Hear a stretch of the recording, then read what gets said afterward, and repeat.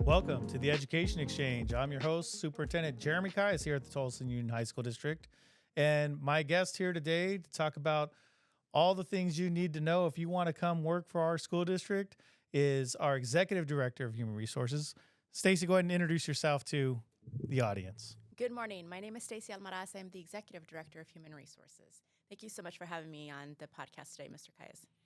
All right, so let's get right into it. So I'm gonna start with the biggest topic that is the buzz around the valley. Sure.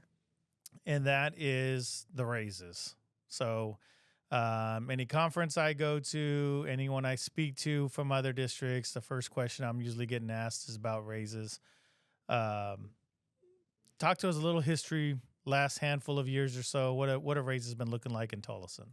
Yeah, so we get the same questions. I mean, every conference that we go to, they're like, "We really got to know, are you given an 8%?" And I just kind of smile and I say yes. We've been very fortunate, as you know, in this district. We've had the last 2 years, we were given an 8%. Prior to that, it was a 7% or a flat rate of 72.64. And prior to that, it was an 8, and then we had 2 tens in the mix. So in the last 5 years, we've had a significant percentage in increases for our staff. So obviously very generous raises for our staff. It helps with retention and attracting new talent. Let's focus on that retention. So with the raises being as generous as they've been for a while now, how are our retention numbers looking the last few years? Our retention is good. We have been probably 96, 97, 98 in the last 5 years. So we keep climbing every year. I'm hoping to hit 100%, but we just know that that's just not, the norm. People relocate. People have husbands and wives that are in the military and they have to go elsewhere. So there are some places that people need to be or go, and unfortunately we do lose some. Sometimes people retire, and although we do have ESI and we ask them to stay with us for, as many years as they want, sometimes they're just ready to call it quits and enjoy their life and right away go to the beach or whatever they want to do. So we do have those pieces. However, for the most part, our people are staying. We had last year we had a 98%. The year before we had a 98%. So again, I'm looking forward to 100%, even though we know that there's not probably ever going to be that just because of those special circumstances. Now, sometimes you're in situations, maybe it's not the case here, but in other districts and other companies where on the one hand, you're getting a raise, but on the other hand, benefits are going up and it's wiping out your raise. And it feels somewhat disingenuous when you see increased costs for healthcare that has taken away what you've seen in your raise. How have we been looking on benefits the last handful of years? So again, we've been very fortunate with benefits. The last couple of years, we have we have eaten the cost as a district. So we pay for the benefits for our staff, and our cost has not gone up for our staff. So they have actually last year, it actually went down a little bit for them. And so a part of that piece was taken by the district as well. We have heard from other districts that they were losing people because their insurance and benefits went up and families just couldn't afford it. And so we did get a ton of people from other districts because of the benefit piece. But we've been very fortunate the last couple of years that we did not have to increase anything. We actually decreased it last year, and it remained the same this year for our staff. And the district is incurring those costs. And so very amazing for our staff that when they're going into next year, the 8% is a true 8%. It's not getting wiped out by any benefits costs. And then as you pointed out last year, even reduce the premiums and give some cash back to some employees. Let's talk a little bit more about that. So the health savings account, if you're on the high deductible plan, we fully cover those costs, but then we also give some money back. So how does that work out for those employees? We do. So two things. So if you're on the high deductible, then they can choose a health savings account. And so we do give back. And last year it was up to $900. And so you can use that for doctor's appointments, medications, anything like that. So on top of the premium that they pay, which is zero for them on the high deductible, we incur the cost of that and they get the money back on a health savings account. let's say that you choose to not be on the high deductible and you wanted to say, like, I have doctor's appointments, I have children, I have whatever that looks like, and I have my kids. So you can choose the lower piece where you do pay a small portion, part of our well styles. And so with that, you have the opportunity to track what you do on our app, and you can still get a gift card at the end of the year for $400. Now, that was last year. This year, it's actually going up to 700. And so, which is kind of nice because you can still utilize that to pay things or whatever that looks like for you. So we still have two choices that they can choose from, but you get money back on the high deductible, and on the on the low deductible, you would get your choice to do a gift card and participate in the benefits of our Will Styles. So let's really hammer all that home. So if you're single, you come to work for our district, you go on the high deductible plan. Not only are you going to pay zero for that insurance, we're actually going to pay you to take the plan because we're going to put money into your health savings account. And then we're going to give you an opportunity to get paid again if you actually do some healthy things during the year and participate in some of our fun activities. Correct. And it's not hard to get that extra money if you keep up with your doctor's appointments, if you participate in our activities that we offer throughout the year. It is very easy to get the points that you need and get an extra $700. All right. Great benefit. Let's talk about some other benefits. Recently had a new policy with our governing board, Yes. paid parental leave. Yes. Let's talk about how that paid parental leave works. So, paid parental leave is a benefit that we offer our parents that are new time parents. It is the first in the state, I believe. When we first started talking about this, we looked at other districts to say, hey, who's got this? Let's kind of see what their policies say. There wasn't anybody else school wise who had a paid parental leave policy. So we kind of looked at things and what do we want it to say? What do we want it to do? Benefit our parents. So it is a paid parental leave of 2 weeks. In the past, it was 2 weeks. We actually just took this policy back for board revision for this coming year for 3 weeks. And so this includes both parents, mom and dad, and you would have to qualify for FMLA. And then if you qualify for FMLA, you can utilize this benefit and it would pay you through next year. It'll pay you up to 3 weeks to stay home with your child, newborn child or adopted child, or there is two or three things that qualify you for this particular policy. It does not necessarily have to be your natural child. You could have adopted a child, you could have been a foster care and then adopted that child, whatever that looks like. There are several things that you can qualify to receive up to 3 weeks of paid parental leave. So very broad, taking care of both parents, and giving that chance for them to really bond at home. Yes. Definitely a great benefit. One of the things that's come up since the pandemic has been mental health, being a bigger concern. What are some of the things that we were providing as a mental health benefit for our employees, making sure that they have all the access to mental health that they could possibly need? So we have our EAP program that is part of our benefits piece. So you can call in and you can get up to 6 free sessions. However, we do have 2 therapists now. We did have one, and we figured after the caseload that this person was carrying, we needed another. So we went and asked our board and said, "Hey, we need it. Our staff needs an additional person." And so they said, "Okay."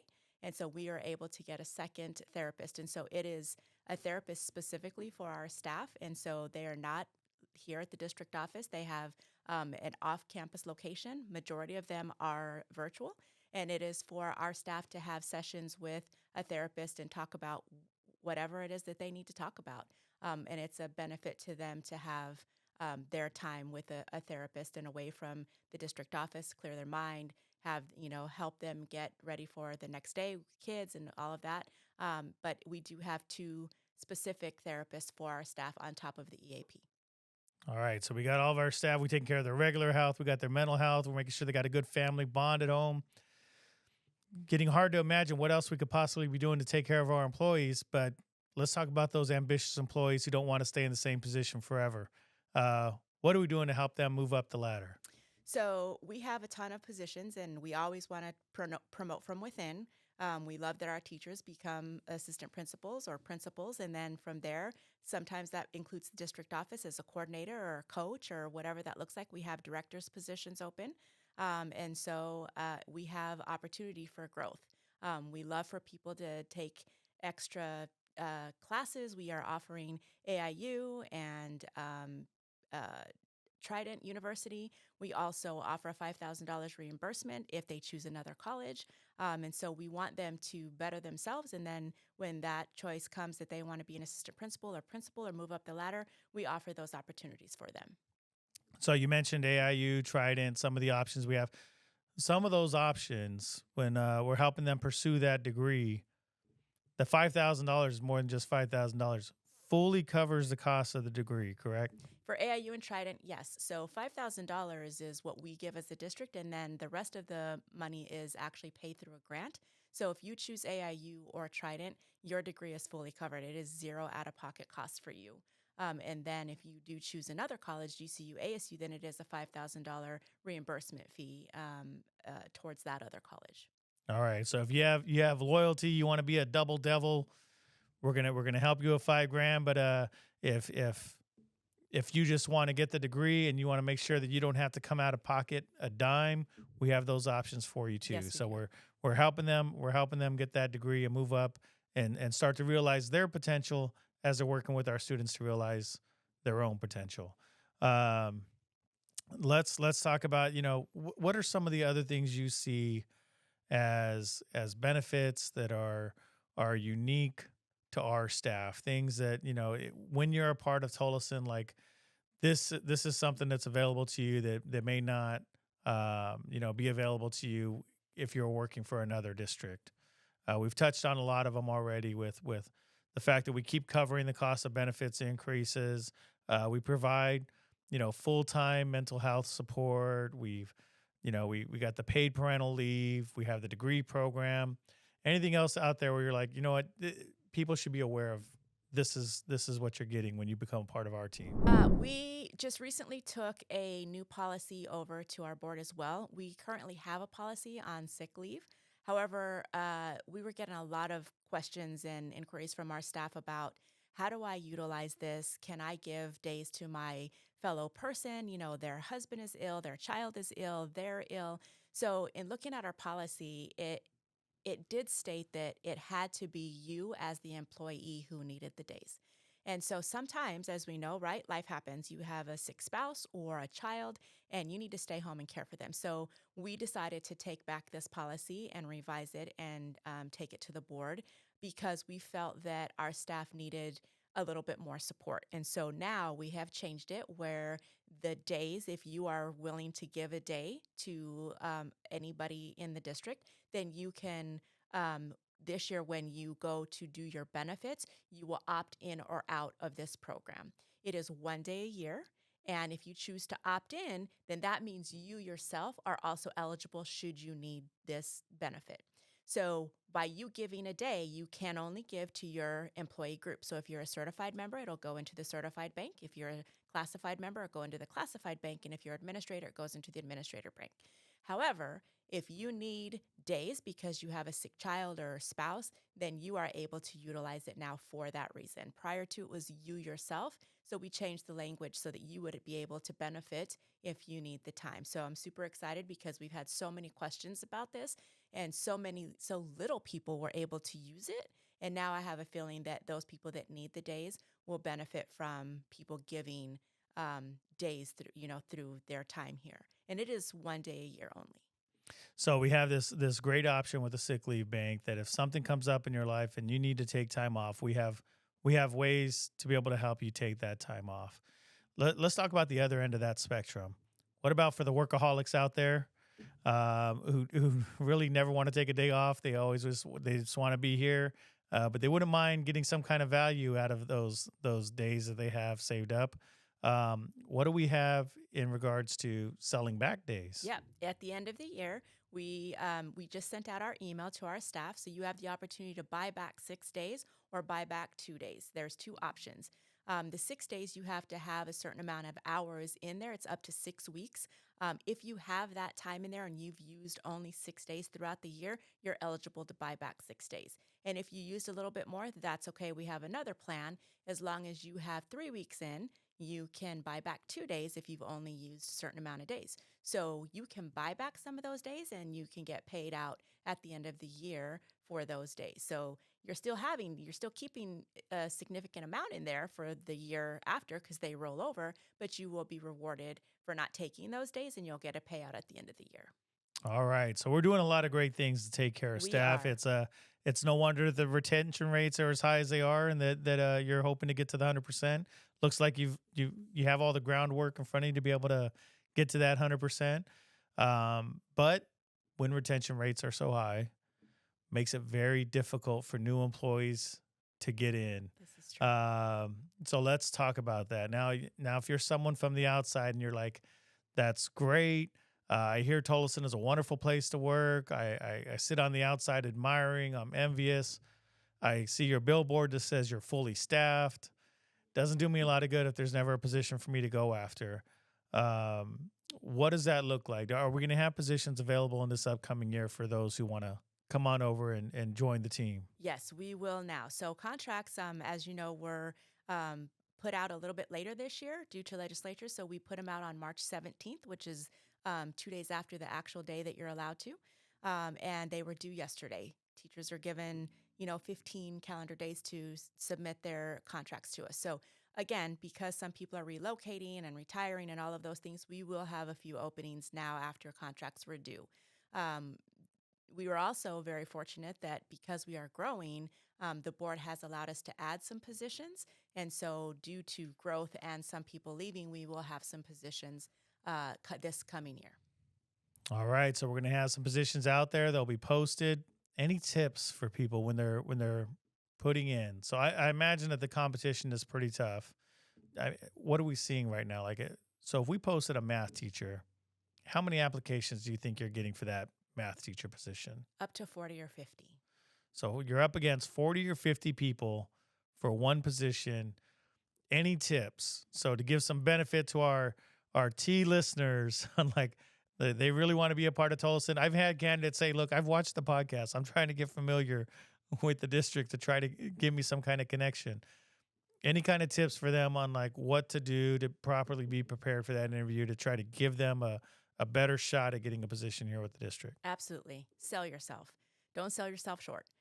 First of all, your application. That's the first thing that the principals look at, and the hiring administration on the sites. That's what they look at. So if you are putting minimal information and they don't have a good picture of what that looks like, when you have 40, you're gonna look at those people that are really outstanding. So make sure you're putting your prior jobs, your prior duties. What is it that you did while you were a math teacher? Were you a department chair? Did you do extracurricular things? Those are things that they look at because sometimes they have a coaching position that needs to be filled, and sometimes you can fill two positions. So sell yourself. And when you get the interview, sell yourself. Make sure that you are telling the principals and the hiring teams what you can do because right now we want the best person in the classroom for our kids. And if that best person is you, then sell it. We want to make sure that our kids are benefiting and get the best education possible. So tell us what you have to offer our kids. Now, for those who are towards the opposite end of the spectrum or things that people want to try to avoid, what are some of the worst stories, some of the worst things you've seen when trying to review and screen through candidates? So that way we know pitfalls for people to avoid who are doing the opposite of selling themselves, but instantly turning people off where they're not even getting selected for an interview. Uh, Not completing your application, right? One question. If there's a question for you and you're like, yes, okay, well, that doesn't give us a lot to go off of. So that's the first part. Making sure that you're honest. So unfortunately, there are some questions on there that are yes or no, and some of them are questions that we need to know because we need to make sure that it's the best person for our kids. But please don't lie on your application and say, "Oh, I was going to tell you in the interview," because sometimes we get to that and there's a red flag. So we want you to be 100% completely honest. And if it comes to a conversation that we need to have, then we'll have those conversations. But be honest, answer it fully. Tell us what happened. If there was a reason why you didn't return to your last district, that's okay. Sometimes it's a conflict of interest. Sometimes you were driving an hour and you didn't like to drive. Like, we still want to know that because we want to make sure that we're the best fit for you. So I'm going to share with you my number one pet peeve when I review applications is I'm going through the actual application, and when we get to work experience, all it says is see attached resume. And I'm like, nothing says hard worker like someone who cannot repeat what they typed into their resume. So yes, I agree with you. They got to sell themselves, fill it all out. Because the moment I see the statement of see attached resume, I am seeing the next application. That's right. All right. Well, that's a lot of great things to share out there with our families, with anyone who's looking to do work for the district. Anything else you'd like to throw out to the audience? No, I would just say if you are interested in coming to Tolleson, take a look at our website because positions are posted and there will be more coming just because yesterday was the last day for contracts. And I do know that there are some people that, decided to leave us because they are relocating or retiring. So if you are super interested in joining us, then get on our website because they are coming. All right. Well, appreciate you sharing all that with our families, all of our listeners out there. And we appreciate our listeners for tuning in once again to the Education Exchange, where we aim to enlighten our parents and empower our students. We look forward to seeing you again next time. Thank you. And that's the end of our show. Thank you for listening. If you have questions, want more information, or would like to be a guest on the Education Exchange, please send us an email at podcast@tuhsd.org. Don't forget to hit that subscribe button, give us a like, and tune in next week to the Education Exchange. You can catch all episodes on your favorite streaming devices or directly at www.tuhsd.org/podcast.